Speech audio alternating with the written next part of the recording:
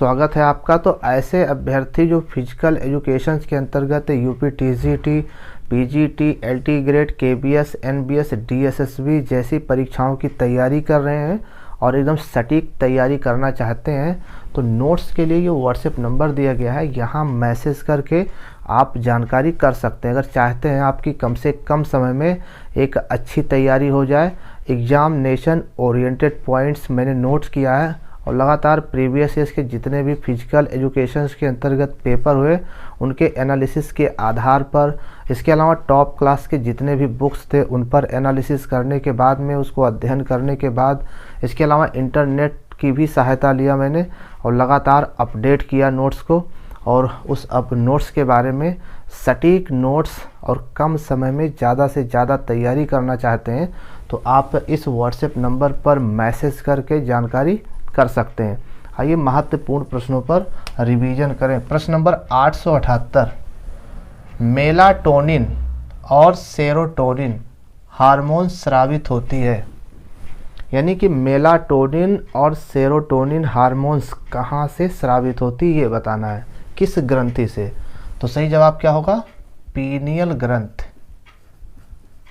Pineal ग्रंथ से melatonin और सेरोटोनिन हार्मोन्स स्रावित होती है। अगर बात किया जाए कि शरीर की सबसे छोटी ग्रंथि कौन सी है, तो वो होगी पीनियल ग्रंथ। ये शरीर की सबसे छोटी ग्रंथि होती है। इसकी लंबाई की बात करें तो 5 mm से 8 mm होती है। ठीक, चलिए प्रश्न नंबर 879, पीनियल ग्रंथ, पीयूष ग्रंथ और हाइपोथैलेमस ग्रंथ ये शरीर के किस भाग में पाई जाती है? ठीक है, इसमें जितने भी प्रश्न दिए गए सभी most important and repeated questions है। ये फिजिकल एजुकेशन के अंतर्गत ये आते हैं, इनको पढ़ना ही पढ़ना पड़ेगा। ठीक है, और लगातार अभ्यास करते रहिए ताकि पेपर में आपसे मिस्टेक ना होने पाए। प्रैक्टिस ही आपको परफेक्ट बना सकता है, यानी अभ्यास में यानी प्रैक्टिस में इतनी ताकत होती है कि इंसान को भगवान भी बना सकता है। जैसे कि क्रिकेट का भगवान किसे कहते हैं? सचिन तेंदुलकर को क्रिकेट का भगवान कहा जाता है। ठीक है ना, तो इसलिए देखिए अभ्यास ने ही उनको क्रिकेट का भगवान बनाया। ठीक है, तो प्रैक्टिस जो होती है वो जीरो से आपको हीरो बना सकती है। ठीक, तो इसलिए लगातार अभ्यास करते रहिए, एक क्वेश्चंस को कई बार पढ़िए। ठीक, प्रश्न नंबर 879 है, पीनियल ग्रंथ, पीयूष ग्रंथ और हाइपोथैलेमस ग्रंथ ये शरीर के किस भाग में पाई जाती है? तो सही जवाब हो जाएगा ब्रेन यानी मस्तिष्क में। प्रश्न पूछा गया था कि मस्तिष्क में कुल कितनी ग्रंथियां पाई जाती हैं, कौन कौन सी ग्रंथियां हैं जो मस्तिष्क में पाई जाती हैं? तो पीनियल ग्रंथ, पीयूष ग्रंथ और हाइपोथैलेमस ग्रंथ ये पाई जाती है मस्तिष्क में। पीनियल की बात करें तो ये शरीर की सबसे छोटी ग्रंथि है। ठीक है, पीयूष की बात करें तो इसको मास्टर ग्लैंड के नाम से जाना जाता है। इसका भार 0.6 ग्राम का होता है, ये मस्तिष्क में पाई जाती है।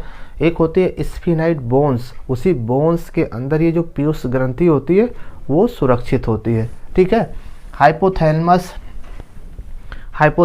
और थैलेमस की बात करें, हाइपोथैलेमस को हेड मास्टर ग्लैंड के नाम से भी जाना जाता है। ठीक है ना, हाइपोथैलेमस का काम क्या है? शरीर के अंदर भूख, प्यास इन सब चीज़ों का एहसास कराता है, जबकि जो थैलेमस होता है वो शरीर के बाहर गर्मी और दर्द इन और ठंडी का एहसास का पता कराता है। वो थैलेमस शरीर के बाहर के ताप को एहसास कराता है और जो हाइपोथैलेमस होता है वो शरीर के अंदर की चीज़ों को आभास कराता है। तो ये हो गया हाइपोथैलेमस। ठीक है, हाइपोथैलेमस और थैलेमस ये ब्रेन के जो है ब्रेन का एक पार्ट है, सेरिब्रल जो होता है उसी का एक पार्ट, और सेरिब्रल CNS का पार्ट है और जो CNS है वो NS का पार्ट है। ठीक है, तो इस तरीके से आप समझते रहिए। प्रश्न नंबर 880, फोटोसिंथेटिक पिगमेंट किसे कहते हैं? फोटोसिंथेटिक पिगमेंट किसे कहते हैं? तो सही जवाब हो जाएगा क्लोरोफिल। क्लोरोफिल को फोटोसिंथेटिक पिगमेंट कहते हैं, क्लोरोफिल। ठीक है, तो यहाँ पर सवाल ये भी बनता है जैसे पत्तियाँ जो हरी होती हैं वो किसके कारण होती हैं? वो क्लोरोफिल के कारण हरी होती हैं।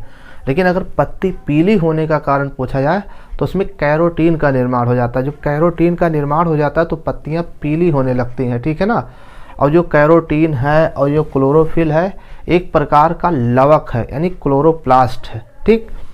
इसके अलावा कैरोटीन होता है, एक होता है कैसीन। कैसीन जो होती है वो गाय के दूध में पाई जाती है, ठीक है ना। कैसीन एक प्रोटीन का नाम है जो गाय के दूध में पाई जाती है, ठीक। गाय का दूध हल्का पीला होता है, किसके कारण? कैसीन प्रोटीन के कारण ही ऐसा होता है, ठीक। चलिए प्रश्न नंबर 881, सेलुलर गार्बेज डिस्पोजल कोशिका के किस अंग को कहते हैं? कोशिका के किस अंग को सेलुलर गार्बेज डिस्पोजल कहते हैं? सही जवाब क्या होगा? लाइसोसोम। लाइसोसोम को सेलुलर गार्बेज डिस्पोजल कहते हैं, ठीक है ना। और लाइसोसोम ये कोशिका का एक भाग है।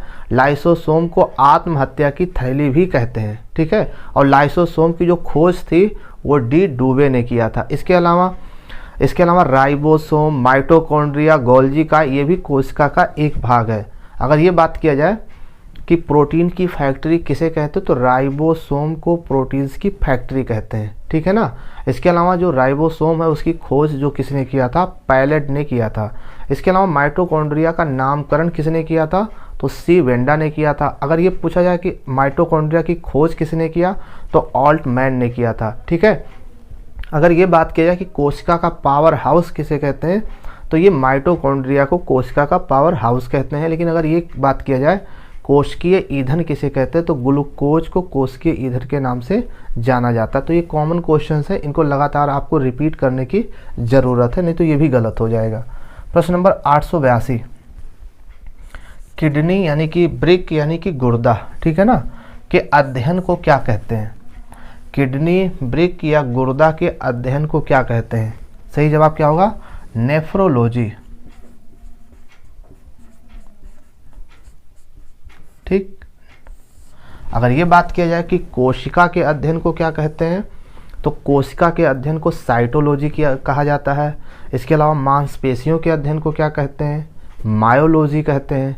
इसके अलावा हड्डियों का अध्ययन किसके अंतर्गत किया जाता है? ऑस्टियोलॉजी के अंतर्गत किया जाता है, ठीक।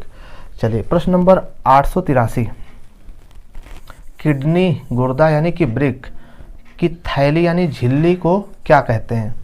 यानी किस थैली के अंदर किडनी जो होती है वो सुरक्षित होती है, ये बताना है, ठीक है ना। ऐसी कौन सी थैली होती है मांसल की बनी होती है जिसके अंदर किडनी सुरक्षित होती है? उसे क्या कहते हैं? पेरिटोनियम। उसको कहते हैं पेरिटोनियम। ये जो पेरिटोनियम है ये है किडनी की झिल्ली, यानी कि किडनी यानी गुर्दा यानी कि ब्रिक की झिल्ली। अगर किडनी के बारे में बात किया जाए कि वैसे किडनियों की संख्या 2 होती है, तो इसमें ये होता है कि जो बाईं किडनी होती है वो बड़ी होती है और जो दाईं किडनी होती है वो छोटी होती है, ठीक है ना। तो इस तरीके से ये जान सकते हैं। इसके अलावा किडनी की भार की बात की जाए तो 140 ग्राम, लेकिन कहीं कहीं 142 ग्राम भी दिया गया है। तो ऑप्शंस के अकॉर्डिंग आप टिक कर सकते हैं। किडनी यानी ब्रिक यानी गुर्दा का जो भार होता है वो 140 ग्राम और कहीं कहीं 142 ग्राम दिया है, तो ऑप्शंस के अकॉर्डिंग आप जाएंगे, ठीक है। चलिए प्रश्न नंबर 884, ब्रेन यानी मस्तिष्क के झिल्ली को क्या कहते हैं? यानी जो ब्रेन होती है, जो मस्तिष्क होती है, वो किस थैली के अंदर सुरक्षित होती है? सही जवाब क्या होगा? मेनिंजाइट्स।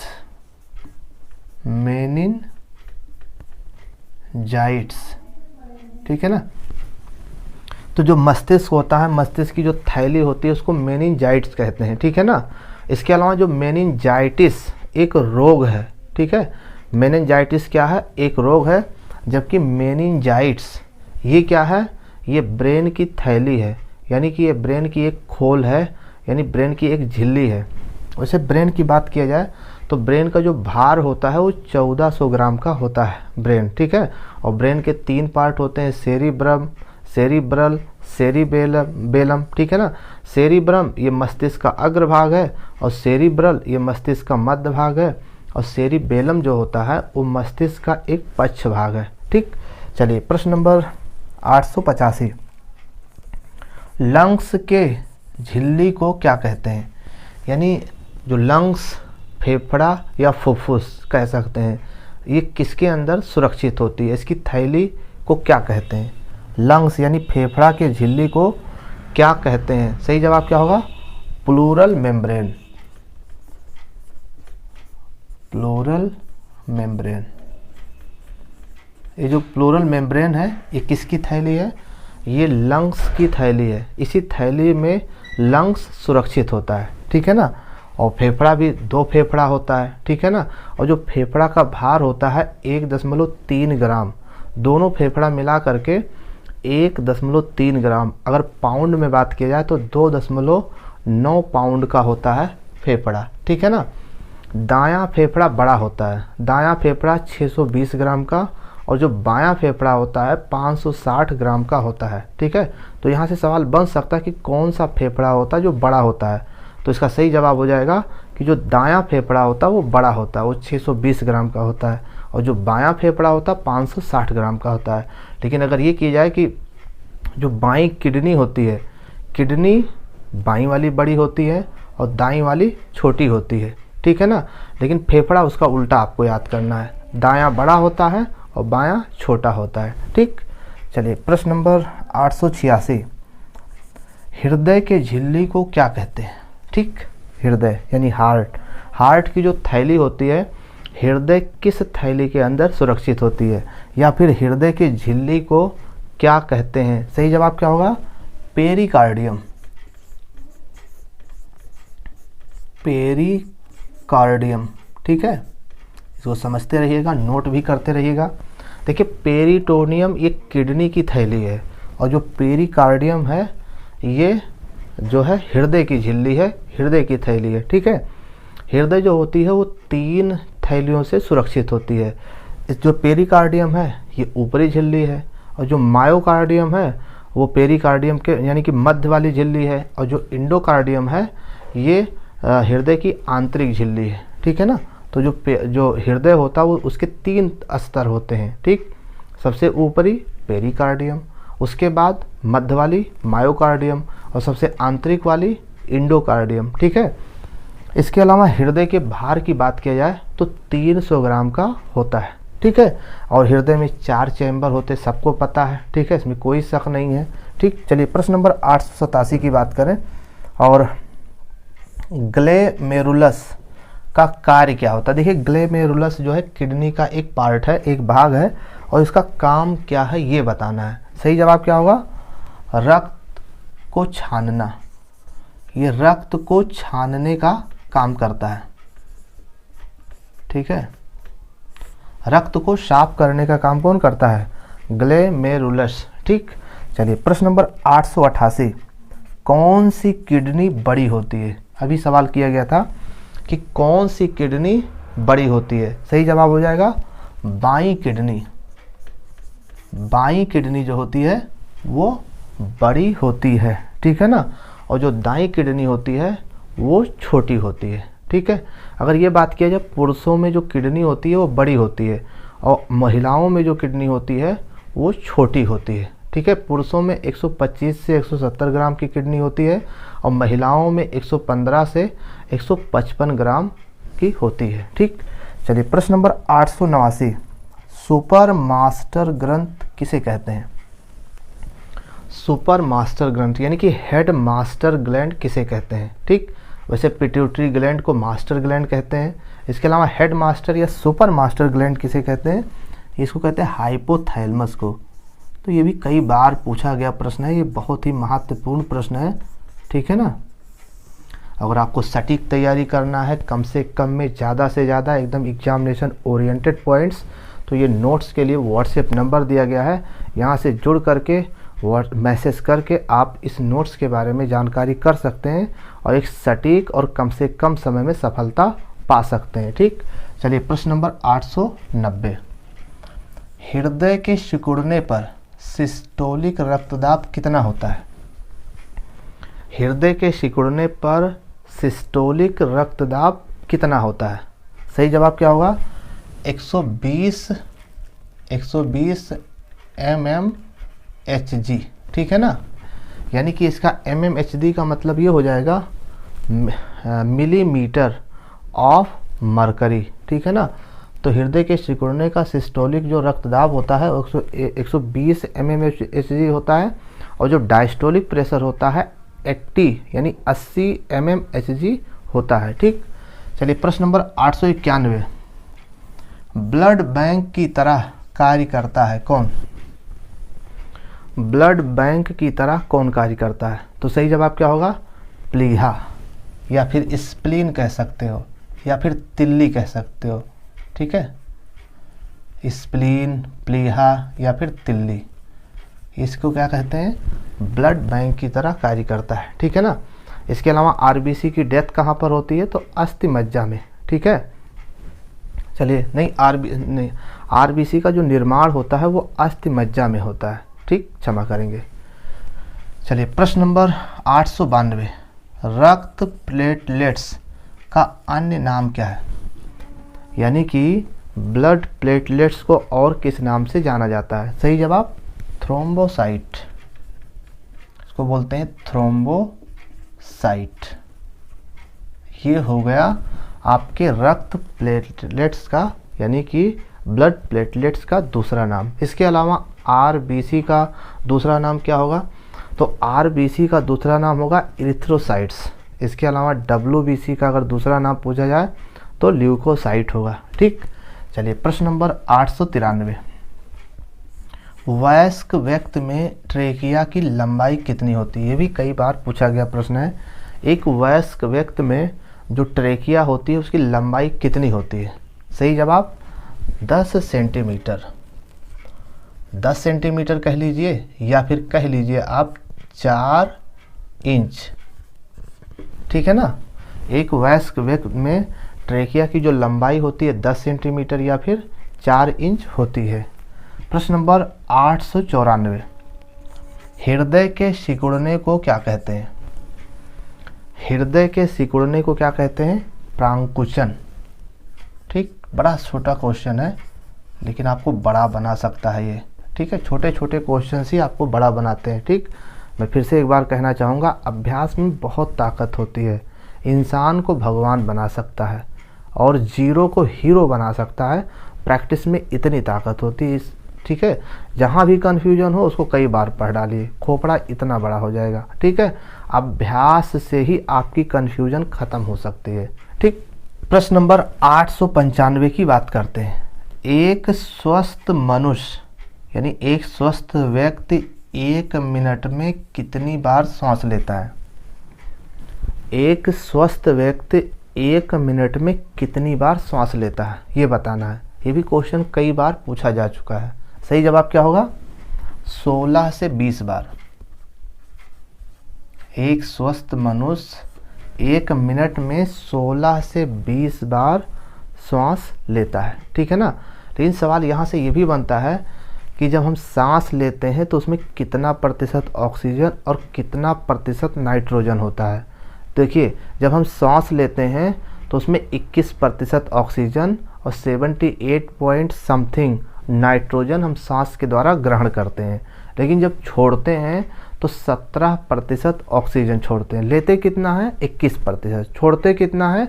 17%, ठीक है। और 4% कार्बन डाइऑक्साइड छोड़ते हैं, ठीक है ना। कॉम्बिनेशन क्लियर हुआ? नाइट्रोजन जितना लेते हैं उतना छोड़ते हैं। ऑक्सीजन 21% लेते हैं और 17% छोड़ते हैं और 4% कार्बन डाइऑक्साइड छोड़ते हैं। ये हो गया इसका कॉम्बिनेशन। चलिए प्रश्न नंबर 896, ऑक्सीजन डेप्थ शब्द का आविष्कार किसने किया था? ऑक्सीजन डेप्थ यानी ऑक्सीजन ऋण का आविष्कार किसने किया था? तो इसका हो जाएगा सही जवाब विलियम हिल। विलियम हिल ने 1922 में, कब? विलियम हिल ने 1922 में ऑक्सीजन ऋण, ऑक्सीजन डेप्थ शब्द का प्रयोग किया था, ठीक है। अगर ये बात किया जाए ऑक्सीजन की खोज किसने किया, तो ऑक्सीजन की खोज प्रिस्टले ने किया था। बिल्कुल बहुत आसान क्वेश्चन था। ऑक्सीजन ऋण का मतलब ये होता है अति कठोर व्यायाम की स्थिति में, ठीक है, इस स्थिति को ऑक्सीजन ऋण कहते हैं, ठीक। एक ऐसी स्थिति जब व्यायाम करते करते थक जाता है इंसान, ठीक है ना, जब वो मांसपेशियों की कोशिकाओं से जब वो ऑक्सीजन लेने लगता है तो उस स्थिति में ऑक्सीजन डेप्थ या ऑक्सीजन ऋण की स्थिति कही जाती है, यानी कि अति कठोर व्यायाम की स्थिति में ये ऑक्सीजन ऋण की आवश्यकता होती है। ठीक, चलिए प्रश्न नंबर 897, नाक द्वारा ग्रहण की गई वायु का सही अनुक्रम क्या है? नाक द्वारा ग्रहण की गई वायु का सही अनुक्रम क्या है? तो इसका सही अनुक्रम क्या होगा? नाक, नाक के बाद में श्वास नली, श्वास नली से होते हुए फेफड़ा और फेफड़ा से होते हुए हृदय। ठीक, तो क्या करना है? नाक, श्वास नली, फेफड़ा और हृदय, ये इसका सही अनुक्रम होगा। चाहिए तो नोट कर लीजिए। ठीक, चलिए प्रश्न नंबर 898, सबसे लंबी तंत्रिका कौन सी है? बढ़िया प्रश्न है। सबसे लंबी तंत्रिका कौन सी है ये बताना है। सही जवाब क्या होगा? सियाटिक। सबसे लंबी तंत्रिका कौन सी है? सियाटिक। ठीक है ना, ये सबसे लंबी तंत्रिका है। लेकिन अगर ये पूछा जाए कि नर्वस सिस्टम को कितने भागों में बांटा गया, तो 3 भागों में, CNS, ANS और PNS। ठीक, चलिए प्रश्न नंबर 899, सबसे बड़ा श्वेत कण कौन सा है? सबसे बड़ा श्वेत कण कौन सा है जी बताएं। सही जवाब क्या होगा? मोनोसाइट। ये सब क्वेश्चन एकदम कॉन्सेप्ट क्लियर होना चाहिए, एकदम जुबान पर होना चाहिए। मोनोसाइट ये सबसे बड़ा कण है, श्वेत कण है। और प्रश्न नंबर 900 है, शरीर की सबसे बड़ी कोशिका कौन सी है? शरीर की सबसे बड़ी कोशिका का नाम बताना है। सही जवाब क्या होगा? न्यूरॉन। ये शरीर की सबसे बड़ी कोशिका है। ठीक है ना, एक न्यूरॉन से मिलता जुलता है नेफ्रॉन। तो जो नेफ्रॉन है वो वृक्क की कार्यात्मक इकाई है। ठीक है ना, और जो ये न्यूरॉन है ये तंत्रिका तंत्र की कार्यात्मक इकाई है। तो ये थे फिजिकल एजुकेशन के कुछ महत्वपूर्ण और रिपीटेड क्वेश्चंस। उम्मीद है कि यहाँ से ढेर सारे क्वेश्चंस आपके एग्जाम में आएंगे और आपको सफलता दिलाएंगे। धन्यवाद।